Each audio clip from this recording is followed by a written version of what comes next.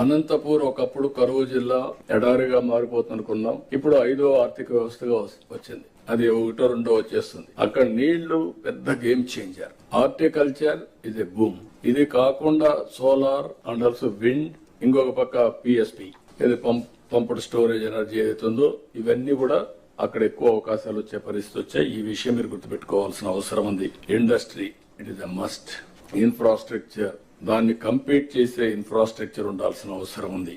అందుకే ఇక్కడ మనం చూసే ఇండస్ట్రియల్ క్లస్టర్స్ గానీ, అదే మరి ఇన్ఫ్రాస్ట్రక్చర్ గానీ, అదే కాకుండా ఈ రోజు energy is a game changer. మనం చూసినప్పుడు గ్రీన్ ఎనర్జీ 10 లక్షల కోట్లు, 7,50,000 మందికి ఉద్యోగాలు ఇవ్వడానికి ముందుకు పోతున్నాం. మనకుండే అవకాశం పోర్ట్స్, ఎయిర్పోర్ట్స్ ఇవన్నీ కూడా పర్ఫెక్ట్ గా చేసుకోవాలి. సర్వీస్ సెక్టర్ కూడా మనం మాట్లాడుకుందాం. Tourism is a game changer. రాబోయే రోజుల్లో 20% గ్రోత్ రేట్ టూరిజంలో పెట్టుకుంటున్నాం. అందులో ఇక్కడ టెంపుల్ టూరిజం ఇది ప్రిడామినెంట్ ఇన్ ఆంధ్రప్రదేశ్. దాన్ని ఆసరాగా తీసుకొని బ్యూటిఫుల్ ప్లేసెస్ ఉన్నాయి. దీన్ని కూడా మనం ఏ విధంగా చేయాల్సిన అవసరం ఉంది. అల్టిమేట్ గా ప్రజలే ఫస్ట్, పీపుల్ ఫస్ట్. దీన్ని మీరు గుర్తుపెట్టుకోవాల్సిన అవసరం. ఆల్ కలెక్టర్స్ రిపీటెడ్ గా చెప్తున్నారు.